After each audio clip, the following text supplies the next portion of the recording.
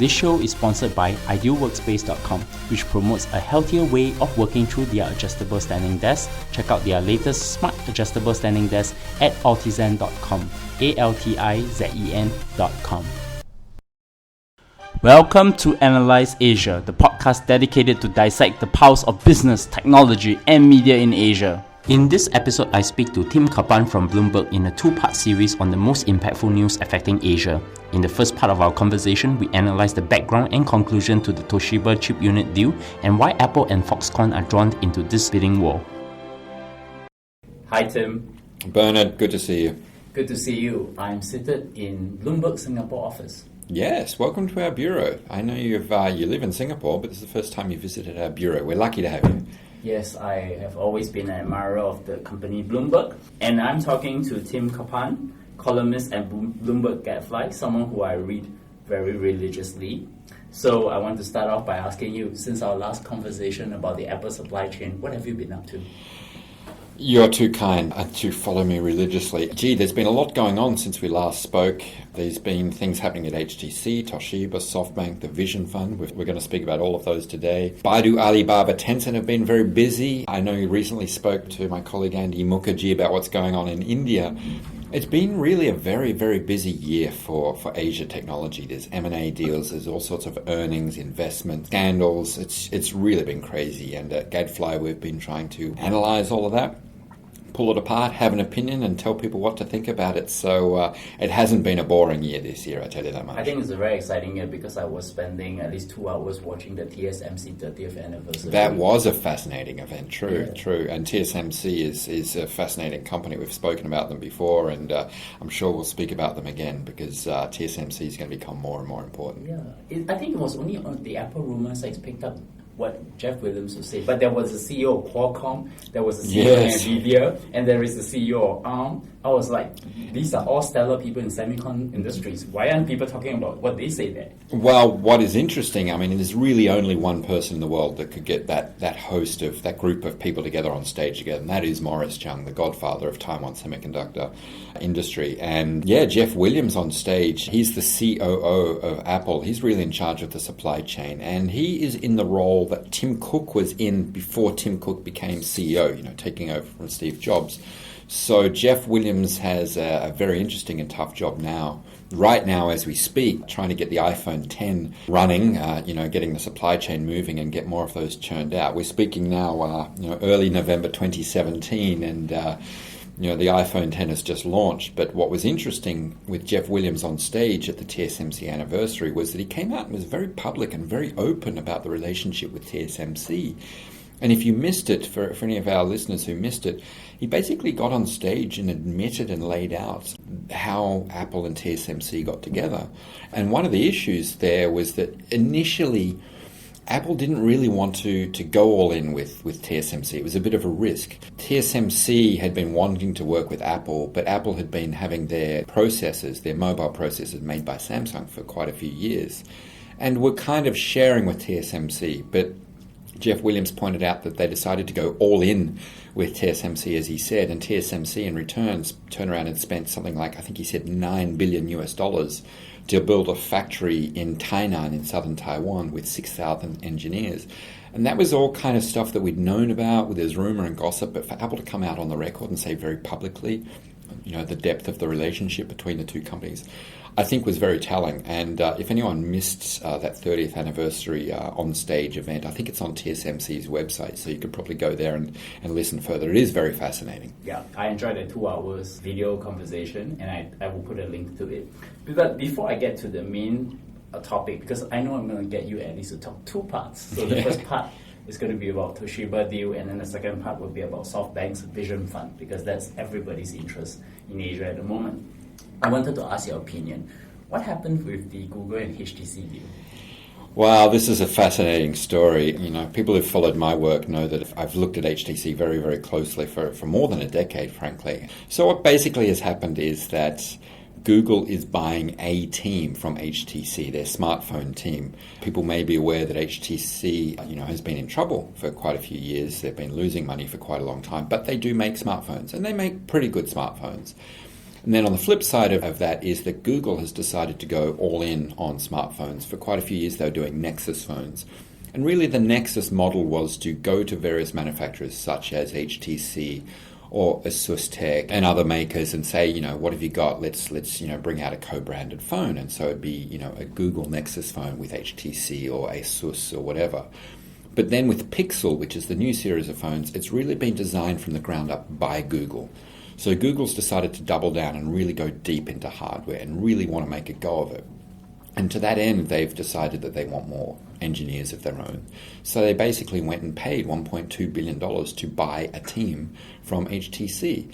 And, if you look at it from HTC's point of view, they get paid $1.2 billion to fire a whole lot of people because these are staff that they don't have to pay for anymore. And they're losing money. So they really do need to cut their headcount. On the surface, it sounds like a good deal.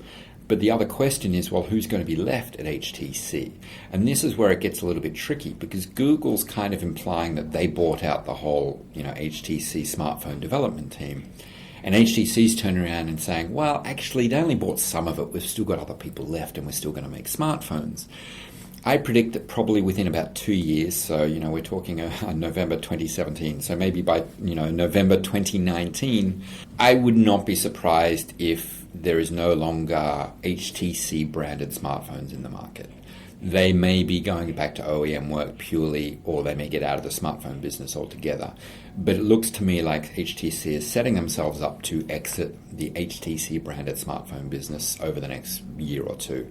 And Google has snapped up a lot of the engineers that they need for doing that process. HTC gets a lot of cash, but they've also been hollowed out. So what's really going to be interesting is what's next for HTC. Part of it is Vive, their VR project.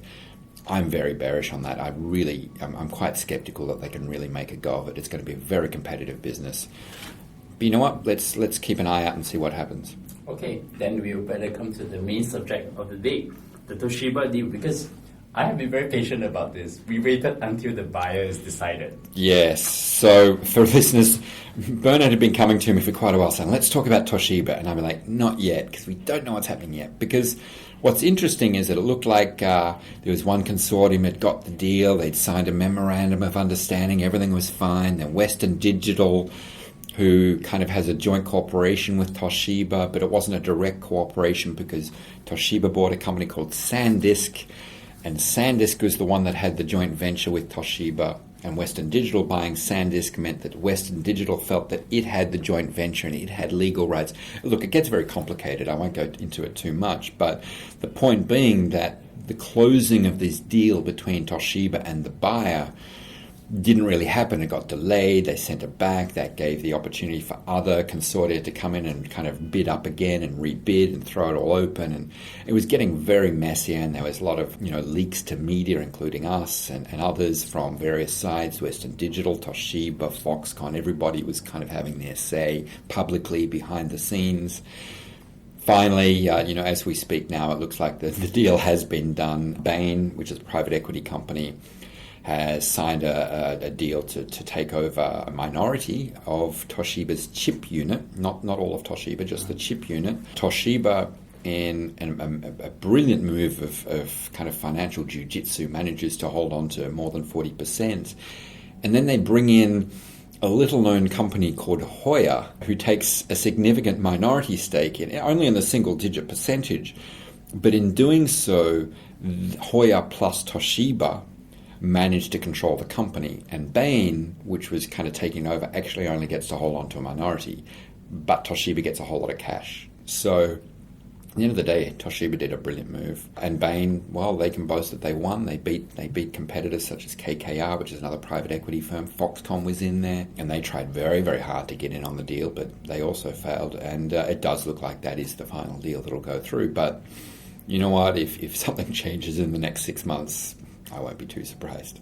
Okay, then I'm going to walk it back because there's a lot of drama behind this deal. So can you give an overview of Toshiba and the chip unit which they have been trying to sell it? So basically, they didn't want to sell it. It is kind of the crown jewel of Toshiba. I mean, people may be aware that Toshiba is essentially a conglomerate. It's got a few different areas. They do white goods that a lot of people are aware of. Toshiba white goods Mostly sold in Japan, but they are elsewhere in the world. But then there's also another division, which is basically they make nuclear power stations. They have nuclear power technology, and over a decade ago, they bought a company called Westinghouse, and through that deal, they agreed to help actually build some power stations in the United States. And with the benefit of hindsight, it was a terrible deal because they were on the hook for any delays or over costs of building these two power stations in the United States. And that was a very unusual deal. Usually they would just contract to do one part of a power station, but they really decided to take on the whole task themselves, or at least guarantee it. The cost overruns basically meant that there was a lot of costs, and cut a long story short, the whole thing went bankrupt. And that meant that this nuclear energy or nuclear power arm of Toshiba was, worth nothing or even negative. And so Toshiba suddenly was in the hole on their balance sheet, and they needed to plug that hole. And the executives of Toshiba, the board and the executives, are looking around going, well, how do we plug this hole? We have to sell something. We have to raise money somehow. And the only thing of value that they could sell was the chip unit. And the chip unit makes NAND flash memory. And, that's the memory that you use in, your iPhone or various other types of solid-state drives. And it's good technology. And not many companies do this. Samsung is the most famous and the biggest that does this. But SK Hynix is another. There's a few Taiwanese that do this. But, Toshiba was kind of that once-in-a-lifetime chance for these bidders to get a chance to buy into NAND flash memory. So, of course, everybody wanted a part of it. And Toshiba didn't actually want to sell it. They just had to. It was a fire sale. They had to sell it because if they didn't plug this hole, then they'd get delisted and there'd be all sorts of other implications for the overall Toshiba business. And so that's why they had to sell it. And that's how we got into this process of them, playing off various suitors against each other. Why is the Toshiba chip unit such an asset that attracted so many bidders? There are private equity funds. Yeah. Apple is involved. Foxconn is involved. And I'm sure there are many other smaller players also involved as well. NAND flash memory is everywhere. It's ubiquitous. It's in every smartphone. It's more and more in notebook computers. There's really two types of drives. One is a spindle drive, which is the traditional type of drive. But more and more notebooks, computers use flash memory. And then flash memory is also being built into, even servers, all sorts of areas. It's just everywhere. And it's basically the type of memory chip that stores data. So it would store your photos, your videos, and so forth. And demand for this will only keep on growing, right? There's no real belief that this is an industry that will fall off. The demand will keep rising. But it is a very capital-intensive business. And it also is a very technology-intensive business. Semiconductor technology moves very, very quickly, and so you have to have great technology and a lot of capital expenditure to keep up. Because it's essentially a commodity, it's an economies of scale business, which means that if you've got the bigger factories and the best technology, you can churn out more of these chips at a cheaper price. And that's what it comes down to. If you can do the better product at a cheaper price, you'll sell more or get better margins. And if you're not keeping up, then you'll go out of business or you'll lose a lot of money. And Toshiba is doing quite well in that business. But then there's a lot of companies such as Apple who want to get supply. They want to get control. Apple buys lots of flash memory chips every year. And Foxconn also wanted to get involved. They bought Sharp last year, as we know, and Foxconn wants to buy more and more component suppliers because they want to get more and more involved in supplying all of the components that go into a device. So Foxconn wanted to get involved. And then the private equity guys, they see, well, it's kind of a distressed asset if we go in and buy it now and we save some costs and kind of turn it around a little bit. Maybe 5 years later we can flip it. We can, list it again and make money and make a nice exit. And then there's companies like Western Digital who see it as a strategic asset. They want access to the technology, they want access to the supply because Western Digital makes the hard drives, so they buy the chips to go into their own products. So there's a lot of different companies that really felt, wow, we would love to have a chance at this. And as I say, it's not very often that a flash chip maker comes up for sale. And so it was one of those rare opportunities for all of these suitors to have a chance at it. And that's why it became very, very popular. So what's the chronology of this whole acquisition deal since Toshiba announced it, and why has it attracted so much media attention? One part of it is because the leaks came out to the media outlets such as Bloomberg, but how did that happen? Well, I mean, it really started about a year ago. It started the end of 2016 when we started to learn about the problems in the nuclear business and the massive costs and losses that it would be to Toshiba, the parent company. And then we started to realize, well, they're going to have to do something about it. So earlier in 2017, we got an idea, and then they did publicly state that they were looking into basically options for Toshiba memory, TMC as they call it, which essentially meant selling it off. That was the main option, and that ended up being the option. By summer this year, so about by June, July, they decided on the major bidder. They decided that the Bain, they were the kind of the favoured suitor, and they would continue negotiations with them. And in theory, they wouldn't negotiate with others. But Western Digital got very angry about that and felt that they should have, the right of first refusal. And Toshiba hit back and said, no, you don't. And there's some, legal cases going on. They threatened to sue. They did sue. And a lot of that was played out through courts, through media, both publicly through media statements, and also, telling people behind the scenes what they were going to do. And so it really played out essentially between around, May, June of 2017 this year through to, just a couple of months ago when finally they said, okay, Bain is the final bidder. And it does look like pretty much all the others have decided to accept that deal and are not going to pursue. Western Digital may still do something there, and Toshiba is going to have to work out how to deal with Western Digital, because there could still be a legal fight and Western Digital could delay that process. But by look of it right now, I think the deal is done, and I don't think the legal fight will continue too much. Just before the Bain consortium was selected, who are the three key bidders of the Toshiba chip unit, and what's the motivation within each one of them to get this deal done? I can see where Bain is coming from. They are a private equity firm. They just want to what you say, make some cost cutting, get a quick flip in a few years' time. Yep. But what about the other two? I would say KKR are very similar. Private equity tend to have a pretty standard business model. So I think KKR and Bain were very much in the same mould. And in both cases, they brought in outside consortium members. It wasn't just them. They would bring someone else in. For example, the Bain, the winning bid, has Apple on board. They have SK Hynix on board as well. And in each case, there was always a Japanese name in there because, the Japanese are very, patriotic and nationalistic. And if you try to be, a foreigner or an outsider trying to buy this Japanese asset without any Japanese involved, then it'd be very hard to get it past the board of Toshiba or regulators or the government, which was getting involved. So they always had, a Japanese name in there. And then there was Foxconn, and Foxconn's motivations was quite different. And theirs was really about having a strategic asset.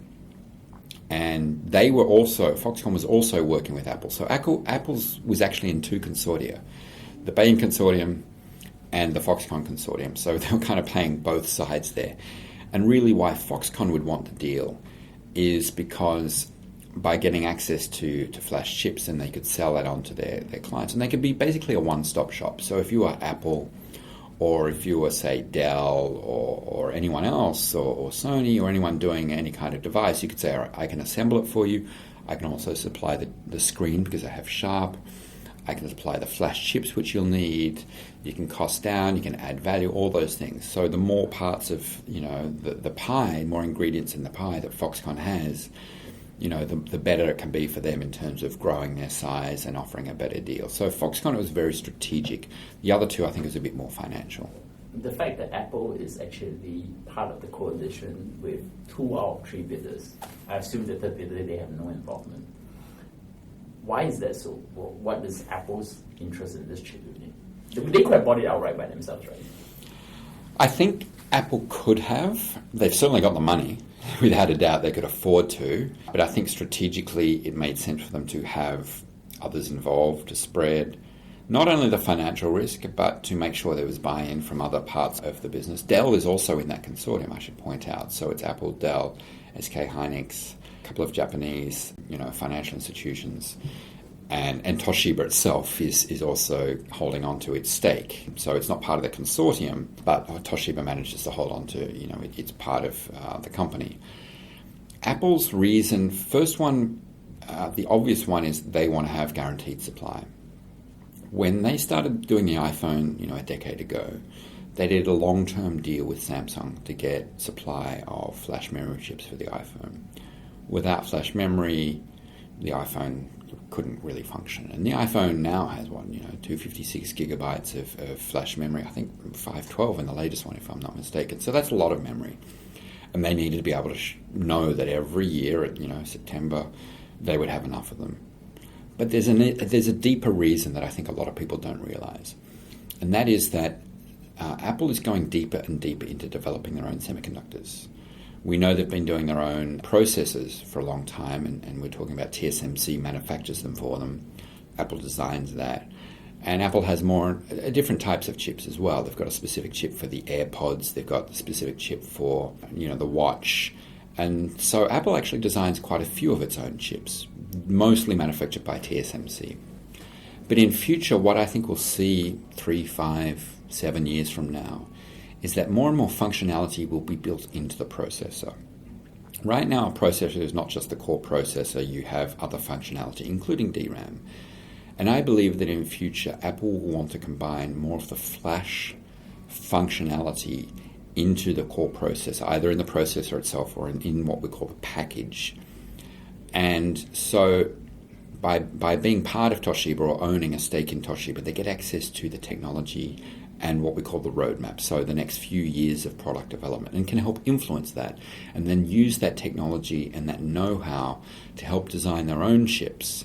And so in future, a core processor in a smartphone, for example, or one of their HomePod devices or whatever else they produce, could have flash functionality built in or more intimately integrated with their own semiconductors. And that, I think, is the secondary reason for why Apple wanted to be part of it. They get the IP, they get the development, and they can then use that in their own processes. And I really think that's what it's going to be about in the future. But what about the other reason that they don't want to be held hostage by Samsung, which is actually the largest? Big reason, absolutely. Apple's been trying to cut Samsung out of its supply chain for a long time. As we speak now, the iPhone X's been out for about a week. We've been hearing for the last few months about supply problems. OLED screens have been a problem, and guess who supplies that? Samsung, right? Samsung is the best at OLED screens right now. And Apple is really kind of on the hook for them. And if Apple can't get enough from Samsung, then they're in trouble. If Samsung cannot supply enough or doesn't want to supply enough, well, guess what? Apple can't sell as many smartphones because there's a supply problem. So it must very, very much annoy Apple to be so dependent on Samsung, but they don't have a choice.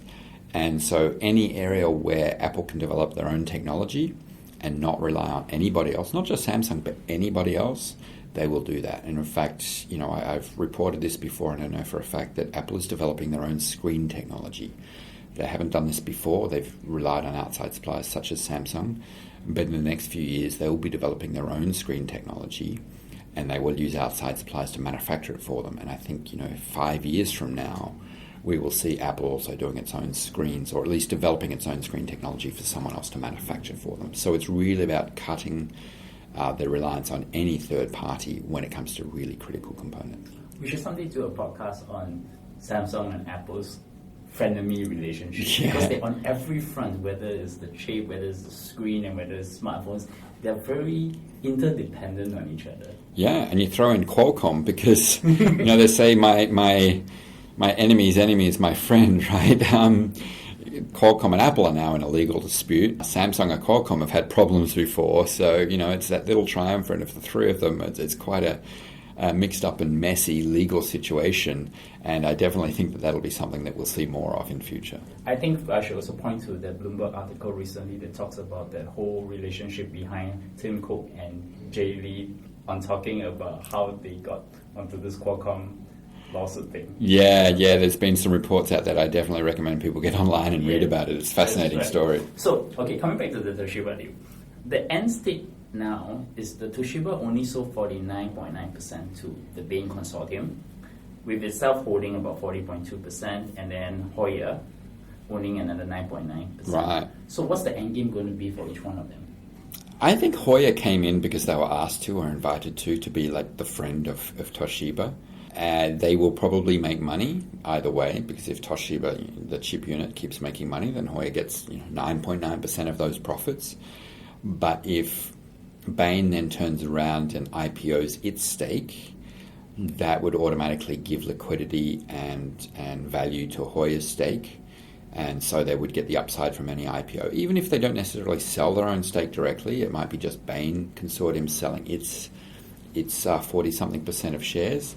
Hoya would get a benefit from that. The upside for Toshiba is they get to basically, hold on to it. Instead of getting rid of the whole thing, they kind of get to have their cake and eat it too. And then, of course, Bain, as we're saying, they would get a chance to make some profits in the next few years, operating profits as they run the company, and then flip it in probably 3, 4, 5 years. Any chance that Toshiba will eventually buy out Bain? I think there's a very, very, very, very, very good chance of that. I've written a column on that, basically saying that they didn't sell it. They basically, made an option. They're lending it out.